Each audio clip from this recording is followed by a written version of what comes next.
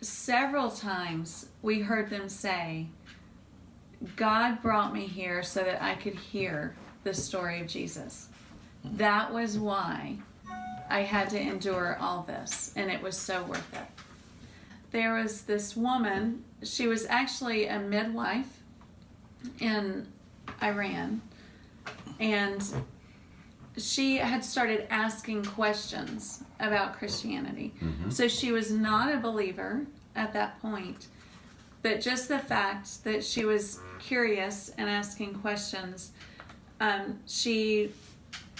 the police started just asking her questions on why she was curious and actually shut her business down, so she couldn't see any patients. And then I'm not quite sure exactly how this happened, but they lost their house, whether it was her lack of a job or whether it was a political move. So they lost her house, lost her business, and so her husband just said, we need to get out of here, because they were threatening to arrest her, although she was, like I said, not a believer yet. So they paid a lot of money to a smuggler, because they also had 2 children. And so the smuggler got all of them out, but took every bit of money that they had. It was over $20,000 that they could just get their hands on. And they made it to Turkey and then by boat to Greece.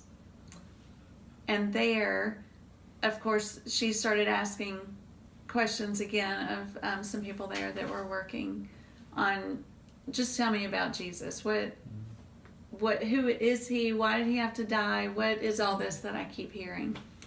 And so one of the national leaders was able to share the gospel with her, and she was just primed and just ready to believe. Her husband also believed, as did their oldest son. Their other son is a little bit young yet, but while we were there, actually visiting this particular area, all 3 of them were baptized while we were there. So that was really neat to hear their story, but yet see that culmination. And that is when they had said, this is all worth it. Losing our house, losing our money, because they don't have anything except the clothes that they could carry with them to come over. So they have no possessions whatsoever, no money. But they said, this is worth it. This is why God brought us out, because we wouldn't have heard otherwise. Where were they from? Iran. That day that they had come to faith and where they were baptized, when he was baptized, I remember him, just raising his arms to the air and celebrating. But then he baptized his wife, and that night there were 6 or 7 people baptized. But we went back to have a little just celebration meal with some Greek pizza, I guess you'd call it, and Coke, Coca-Cola and stuff. And so we're sitting around, and all of them, the interesting thing is all of them will say, hey, it was bad where we came from, but the conditions we're in now are horrific. In this particular island, it's overcrowded, and a lot of struggles between different factions inside the camps. And so they were sitting around sharing, and one of the men shared that he said, as they were just finishing up pizza, we'd sang a worship song, had taken a little time to pray, and this one man said, you now are my family. And he was pointing around to the other families there, single guys and of this one small family, and he said, you are my family. And they just started spontaneously sharing testimonies of how this was their new family. And then the interesting thing is then they said, we want to meet together every day and learn more about the Bible, and we want to study and learn more about who Jesus is. And we can see now it was hard where we were at, and actually where we're at now is very hard, if not harder, where we're at. But we want to learn more about Christ and how to walk with Christ. And one of those, actually the one man who, the interesting thing is we didn't say that was a church at that particular time. I was sitting there going, man, we got to do the Lord's Supper and call this as a church, but we didn't do that. But I mean, essentially they took the form of a church, because they're saying, if you look at the different things inside a church of how you describe a church, it's about family.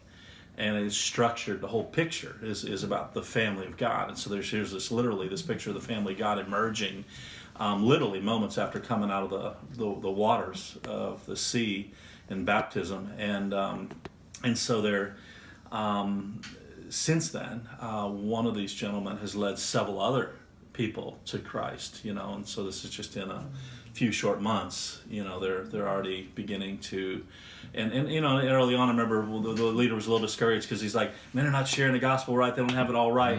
But you know what, they were sharing, and then you keep working on it and coaching them. They're essentially doing some model assist, watch, lead with him and modeling for him and assisting him how to do it. But since then, this gentleman actually has led several people to Christ and baptized them. Wow. And that happened in the last couple of weeks. So it was pretty amazing to hear how the suffering, in spite of all the suffering, and I listen to you listen to stuff they go through, and you're just like, I have no idea how they could endure that. And then on the other side, they're looking at, but it was all worth it to come to know Christ. So, they're working on, as they're discipling, putting in the mind, you're leaving here as a church planter. You're leaving here to go share the gospel. You're leaving here to go make disciples, and you're not going to go and just disappear. You're going to go and literally plant a church. And then a number of the leaders working on developing systems to do almost like Skypleship or Zoomaship, where they're using online type things after these folks leave, that they can literally follow up with them and continue to disciple them and begin crisscrossing in Europe and training and equipping them to plant churches. So that's literally happening. The other exciting thing is some of them, the leaders there, are casting vision to them to possibly go back to their own countries and go back to share the gospel, make disciples, and plant churches. And we can't say where they've gone to, but there's actually a number of examples now. People chose to go back, and they went back feeling called to go back to their country and to reach their family and friends and neighbors. And so it's really exciting. So it's not only is it going into Europe and potentially what God's doing there and the future churches that'll come out of that, and the multiplying disciples that come out of that, but it's also funneling back into the Middle East and North Africa, which the exciting thing is, what if more and more of that becomes the norm of what God could continue to do through that, which he's already, how he's using. That's one of those difficult things of understanding with the suffering and the difficulty, but yet in the midst of that, how God is using that in amazing ways through his grace, through these people's lives, that it's hard for us to comprehend the suffering and difficulty they've been through, but yet seeing the joy that a number of them have embraced this calling and said, man, I am called to reach my nation, to reach my people. And one of the things that and I know you guys have experienced this, is the discouragement when you reach a Western European and then you try and, or even a pre-existing Christian, to get them broken for lostness and to try and get them to start praying for their friends, and they're willing to do that, but then the willingness to share. But man, it would never, when we would ask, how can we pray? And pray for my family, and you see the brokenness immediately for their family and how desperately they wanted their family back in their country to hear the gospel of Jesus Christ. And you can't, when that is already existing in somebody's heart, it's so amazing how God can use that, because that's what reminds me of South Asia, is that's what happened as soon as somebody came into the kingdom. There was this hunger to immediately go back and share the gospel. And so we saw that over and over again, which was really encouraging, because you can have great methods and tools, but you can't create that heart. That heart is something God already put in there. So it was really exciting to see that in the men and women's hearts, for sure. I think one of the brothers, again, can't share his name, but he said over and over again, he said, we hear so much negative about what's happening, say, in Europe, because of Islam or whatever. And he said, I want you to tell everybody in the West, and you tell the Christians, there's good things happening, that God's moving. And so I think one is that's the overall message, is God is using this moment. And, so it's really interesting when you look at, sort of the bedrock of the early church planting of the first century after Christ, that incredible move of God then. And you literally have the people traveling here and there to plant the church. Well, now you have literally people being brought in to literally hear the gospel of Jesus Christ, be discipled, and become a church planter, and then spun out all over. So it's almost like a reversal of what you see in the book of Acts, but yet God's using the same region to literally spread the gospel all over. I mean, if you were to go from literally that Jerusalem to Illyricum, and you go all the way down to into Africa, and then swing all the way up into Europe, and there's no place in that area that is not being affected by this. And so, there's a negative narrative of what some of the things that have happened, but there's this incredible narrative that God is painting of people coming into the kingdom and crisscrossing the globe and becoming future gospelers, disciplers, and church planters. And so it's, it's a unique opportunity, because you don't know how much longer it will last. It slows down at times and speeds up, but it is an opportunity. So I think one is having the right mindset. So let's stop looking at it as all negative. And part of it is the Great Commission. We're told to go and make disciples, and we're told to go and get involved in that, not live in fear and being paralyzed.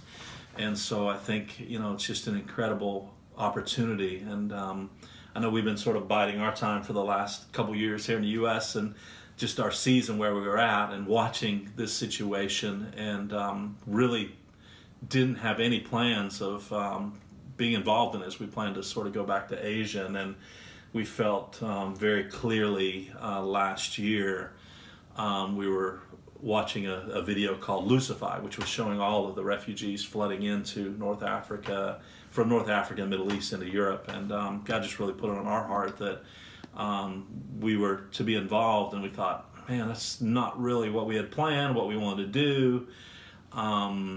Sorry, it's just like Europe's not like my favorite place to go in the world. I love Asia, I love the third world, and but just that sense of God said, hey, I want you to go.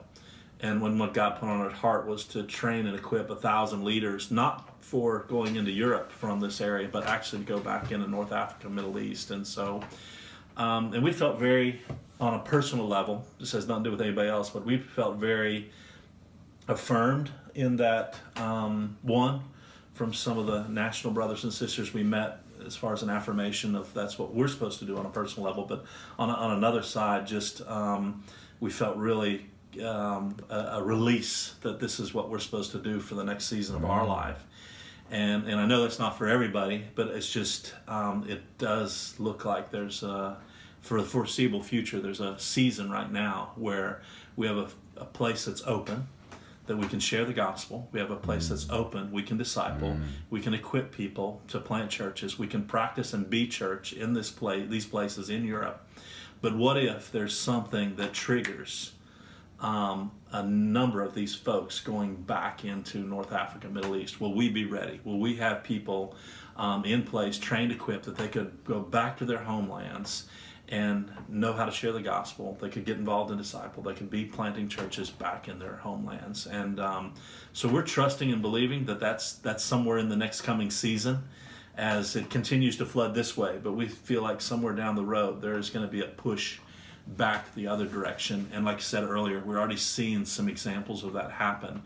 But what if something caused a greater push? And I don't know what that is. But we've gone to bed a couple nights and went to bed under a king and woke up the next day and the king and his family's gone, and woke up, went to bed one night, it was a democracy, and woke up the other night and it was a communist regime in a country. So God can change things instantly, and so who knows what's going to happen. But we just really feel like God's we need to be in this season focusing in on here, raising up leaders with the focus of North Africa and Middle East. I think the big key piece of this is really the national brothers and sisters, as always. Whether it's Asia or anywhere you go in the world, the key is those. Now, the interesting thing in this case is it's sort of reversed, because these are people who are not from the local country being forced into that country, but it's their people. So yeah, there's definitely a hunt there, whether you find somebody who's a pre-existing believer or somebody who came to Christ on the way, or somebody who comes to Christ there, and then essentially, equipping and bringing focus to that to get them back and focusing on their people, whether here, Europe, or back in their homelands. So, I can't say any people I know in the U.S., as far as the guys I work closely with, ever said, hey, let's go out and start a hub strategy. It was more of, we ran into some folks in L.A. Who were more or less doing like a residency type thing to train, equip people to go overseas. And just through doing some training with them and equipping, this was Troy actually who was out there, and some others, and just sort of got turned on to the idea of, hey, these residencies could be really helpful. Now, we were thinking residencies so we can reach American cities, and so began to do that. And what we found is there was something powerful about somebody committing to be part of like a residency for a season, and digging in for a year, and just saying, man, I'm gonna get trained, equipped, I'm gonna put X amount of time in a harvest, and it's literally they're literally signing their life to say, this is what I'm gonna go do for a season, and then doing it with some friends, and doing it as a team.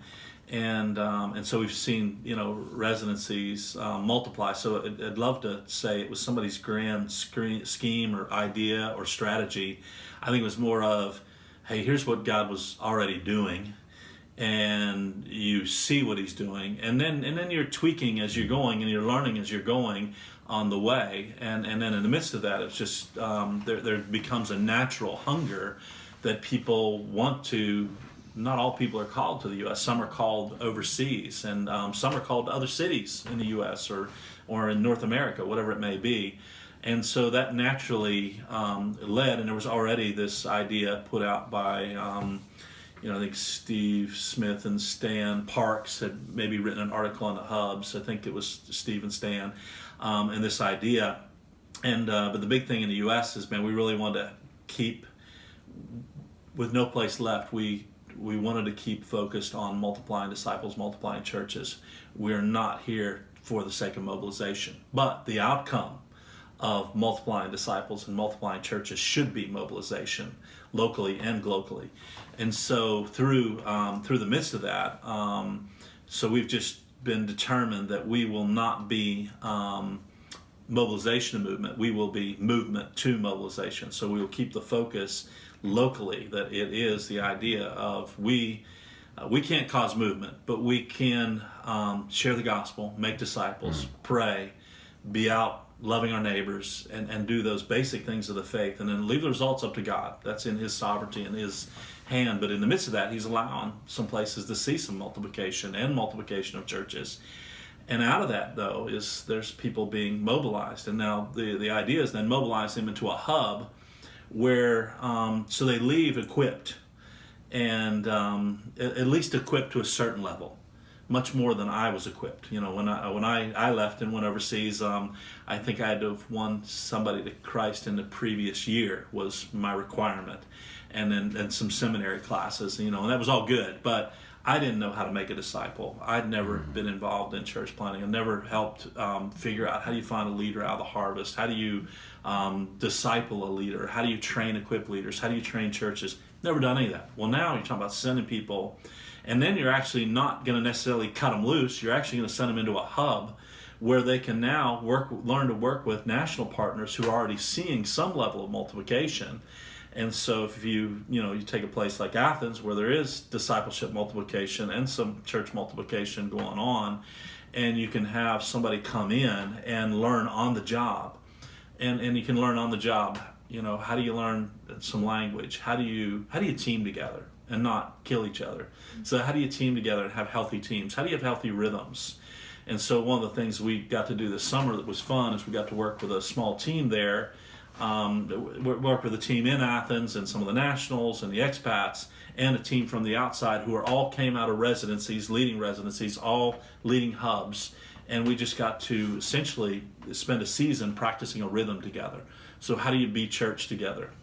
How do you do Matthew 18 together and stay healthy? How do you pray together? How do you fast and pray together? How do you train together? How do you work together? How do you keep the momentum going? And at the same time, how do you solve problems together? How do you have healthy relationships with nationals? So I think that's going to be the exciting thing about these hubs is instead of we can actually have people coach somebody into how do you have a healthy relationship with a national, and how do you not blow that out? How do you honor that relationship? How do you honor the team? And and we know in the idea with teams, the tendency is lean and mean. So we're talking about 2 to 3 units in a hub being the core who might receive 2 to 3 units, train them for a season, and then the idea is then spin them to a new place. So for example, we can see in Athens of spinning a hub out after they have a season in Athens of learning and being equipped, spin them out to one of these islands. And that could be a focus for a hub, or could be spinning them out into another place like Italy or Spain, where they're receiving a number of the refugees and establish a hub. But they actually had practical experience in the U.S., practical experience here. Then the other really cool thing is you're seeing disciples multiply out of Athens. Is what if you follow the relationship, or what if some of those guys, once they get some paperwork, end up in some of those receiving places and become the bedrock and the core of that local team. So you have, when I say that, I'm talking about an Arabic speaker or a Persian speaker or Urdu speaker, and they're the front lines down in Spain and Italy of the work in the hub, and they're the core of that team also. So it's not just only talking about mobilizing Western Europeans. We're talking about it's also mobilizing and being intentional with what God's already doing through the multiplication of following those relationships and then building around those relationships to continue multiplying disciples and multiplying churches. So hubs into Europe, but also hubs back into the Middle East, North Africa, and South Asia. Yeah, essentially, again, just looking at following relationships, and and what I mean by it is if some folks come to Christ and get discipled and have a desire to go back to their country, and it makes sense, from a security standpoint, if it just makes sense that you'd want to do that, then essentially could be establishing some type of a hub, or it might be an all-national hub of folks from that country together working in that hub, working with other more arm's length people groups in that type of hub. And so that would be part of that. But again, it's really more just about following relationship and being intentional to keep building momentum around the relationships, but also around what God is doing and having those right tools and methods. So sort of common tools, common language, common process, because we think that's one of the things that could be really helpful when we think about coalition into Europe and we think about hubs along the Mediterranean or other areas, is if we have common language, common tools, common processes, it'll make it much easier to hand relationships off and build hubs out and then build out coalition, say into Europe. You don't necessarily have to build hubs all the way up into Europe, but you can build coalition through existing relationships that are already there if you had the common language, common tools, common processes, and just had that level of trust. And so that's just feel like that's going to be one of the key pieces of this whole just the whole piece of what God's doing. And there's lots of people trying this lots of different ways, and we're just one of the others, giving it a go just because we see God moving and excited to partner with, what others and what God's doing in the midst of that. The community, just God's community, wherever you go, just amazes me. But even in Athens, seeing these national leaders who are from these various countries across the Middle East and North Africa, even countries that are warring against each other, but they have a love for each other that is amazing. I mean, it's that love that Jesus talked about. They will know, the world will know that you're my disciples because of your love for one another. And I think this is the first time that I've really seen that love and how it supersedes what governments are doing and the wars that are going on. There's a love and a camaraderie among these guys that is just a blessing. I mean, they pray for each other whenever one of them has a baptism or someone comes to Christ or something has happened. All the other ones just pipe in, that is great, I'm so happy, praise the Lord is using you. And they're just such an encouragement to each other. But we actually spent almost a month observing this time. So in the circumstances were right. You know, most of the time you can't do that. But we literally just observed for a month. We just followed the guys around and watched. And so it was really amazing what you could learn sheerly through observation, because the reality is in this setting that we're talking about, there is no good language, you know, and I know as missiologists, you know, your language and culture is real important. And well, you know, Urdu I can follow 60% maybe, and we can talk a little bit, you know, but for the most part, it was pure observation. But it was really, well, I'll give you an example. One night we watched some seekers being trained by a 6-month-old believer who had a 2-year-old believer who was assisting him, and then a 9-year-old believer who was watching him. Well, that is awesome, because they're doing model, assist, watch, and leave, and we actually saw that in numerous places. So that was one of those really, you know, observations you looked at, and you go, wow, that's amazing. That you're doing a good job on that. We also observed that, you know, when we're thinking about reproduction, we want simple biblical reproducing. What we saw was extremely, you know, biblical and very solid training materials, and it was probably a little too much, you know. And so the challenge then was to talk to our brothers and just go, man, what your material is spot on, and you're doing such an awesome job with model, assist, watch, and leave. And man, if you could maybe give a little less content, not so much volume, you know, because the volume sometimes is too much. Reduce the volume of content, and then what if we could practice it a little bit, you know? And so that was one of the little tweaks we did. So you observed a really amazing thing, you picked up on something here, and you said, wow, if we could tweak this and make it a little simpler, you got it solid biblically, and then find a way to practice it. And then let's hammer and work on that 3/3 piece, and by the end, you know, the guys were making that course correction, which is gonna actually, you know, sometimes we think, hey, if I give everybody all the information, all the volume of my knowledge, that somehow they're gonna be a better disciple. Well, it could be actually you're giving them too much, and what they need instead is a little piece, and practice it, and a little piece, and practice it, and a little piece, and practice it, and a little piece, and practice it. That's the way it was in sports for me. That's the way it's been in a lot of areas. As my background's sort of a mechanic a long time ago. It was learn a little, practice it, learn a little, practice it, learn a little. It wasn't getting it all at once. And so I think reducing volume, but solid biblical, simple, and then if you can get to the reproduction by adding the practice piece in. And so it was really amazing, you know. By the end of the observation, we're watching them.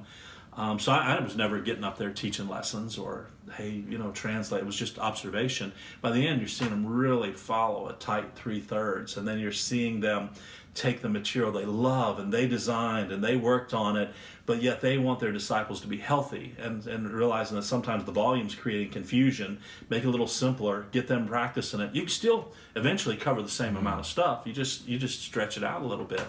And so it was really exciting to see those little tiny tweaks, which will make big differences. And then one of the other really fun things we had that was a big learning thing is we only talked about grandchildren. So we just constantly talked about grandchildren. You know, so a lot of time we'd say 2nd or 3rd generation, but we just tell me, you know, Ali, Muhammad, you know, any of the men's names that, you know, we can't use, but we just say, hey, tell me about your grandchildren. And so how many times are your grandchildren sharing the gospel? How is your grandchild doing at discipling somebody? What are the activities your grandchildren are doing? And it was amazing when you threw that little shift. And so we remember, the first week we came back to meet with one of the teams, and there were 5 different teams doing this. And one of the teams came back and so how many gospel shares did the grandchildren get? And I want to say it was 3. And well, how many people came to Christ? They had somebody come to Christ, but they had one grandchild baptism that week. And all right, well, now tell me about the children, and so we began to talk about the children. And they had 15 gospel shares that week, and I think they had maybe 4 baptisms of children that week. And so man, that's great. Well, what they did the week before is they spent all their time equipping the children how to share the gospel. Now, they'd already equipped them, but they went back and strengthened them. Well, that resulted immediately in a few more of them. Well, what then did the children do? The children strengthened the grandchildren, which led into 1 baptism. Well, now we meet the second week. So the second week, this particular same group, if we're walking you through it, they, how'd the grandchildren do this week? And so they shared that week. There were 7, 8 gospel shares of the grandchildren and 3 baptisms. And the children had 30 plus gospel shares and 7 or 8 baptisms. And so we told them, we said, we don't want to hear about you. So the leaders were not allowed to report how many times they shared the gospel. They weren't allowed to report how much they discipled. They were only focusing on the children. Well, if you're asking your child about the grandchild, what will the child ask about for his grandchild? He's going to ask his child about the grandchild, which immediately forced a lot more discipleship. And so by the right after we left, actually I think we were still in Europe. We were in Czech Republic. We got word that there was a great grandchild baptism, or baptizer, I should say. And so it was just exciting for me. My big takeaway, and I picked this up from watching Ryan Alberson, was the power of observation. That you can learn a lot. Actually, if you watch the process and you watch what people are doing, you can pick up. And now it's really helpful to have language, obviously. But in a place like right now, what happens to be going on in Europe, there is no good language. It's the truth. And learn one for sure, but you're not going to learn them all, But you can learn a lot through observation and just watching, and then help bring the obstacle to light, and then work with, instead of imposing, work with them to figure out solutions so they own the solutions. So that was a big, it really made me think, strategically on some things in the future of how we might do some things differently when it comes to more of a problem-solving approach versus, because a lot of times you just go in, hey, I got 4 days, I'm going to wing it, throw something, see what sticks on the wall, and that's sometimes what you have to do when you're in a setting where you don't understand. But man, the power of observation on the front side was really a very helpful piece for this, and something you need to really think through about in the future of how could you work and help teams or hubs in the future in problem solving, and this might be a piece of it, is that. Yeah, we actually had a mid-level with some of these national brothers, and in that mid-level went through Acts and Corinthians, since we were close to Corinth.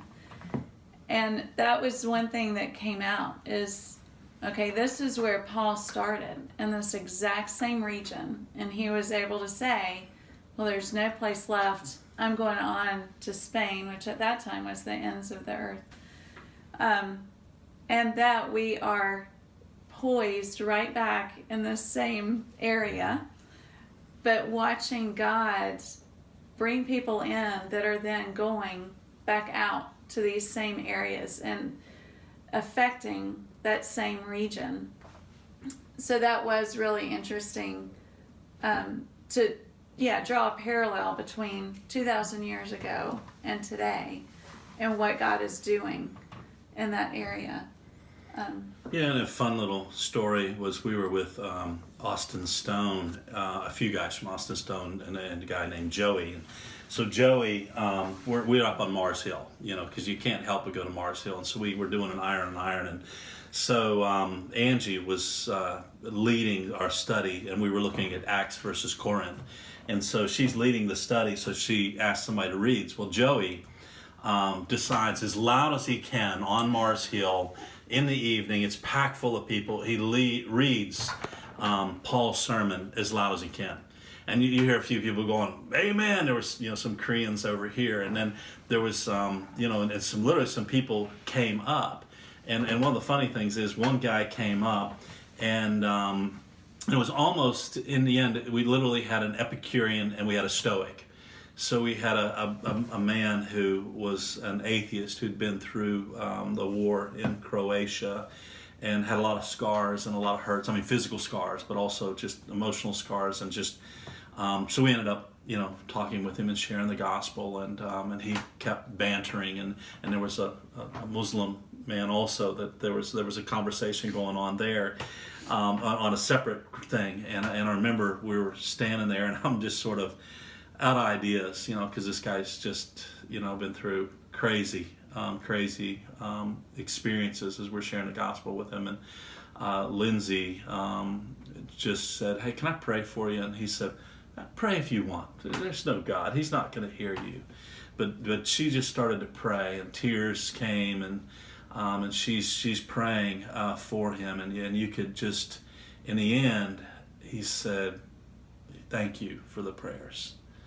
He said, "I don't believe," and he said, I wish I could. I don't know how to, but thank you." And it was amazing, that point in time, how a mom's heart and her prayer, literally, reaching out to God, just touched this man's heart, who really came up to debate there on Mars Hill, just like you would have seen in Acts 17. And so we ended up having two gospel shares there in the midst of our iron on iron, and one's an Epicurean and one's a Stoic. And so it was just fascinating when you looked around there on Mars Hill, of all the different people from all the different places around the world. And I don't mean just the tourists. I mean literally a lot of these were the refugees who were there in this community. And then we went to, in the midst of this training, it's just a unique opportunity. If you're in Athens, we're doing our training, and so we decided to actually do our mid-level retreat in Corinth. And so we spend the day in Corinth, and we've read 1st and 2nd Corinthians, and we've read through Acts 17 and 18 in depth, and just been studying the Word for 3 days. And one of the brothers came up, and he just recently had been to where I can't think, where you can put one foot in France and one foot in Germany and one foot in Switzerland, maybe, is that right? Is that Basel, I think? So he's there right on the river, and he's just sensing from God that, man, this is the time, this is the place to reach his people. And just his love and passion for the people from the Middle East, and so he's sharing this after he's gone through this study in the Word, and he's just going, "This is the place we're going to do it. This is the place that I'm committed to," and he's just adamant, and just it was just like the Spirit of God came over him that moment. And you just had this sense of, you knew this guy's in the right place, the right time, and God's called him to reach his people, the Arabic speakers in this place. And so it was a really amazing moment just to think of, man, here's where it started, and God's using this in a whole different way now in this point in time in history.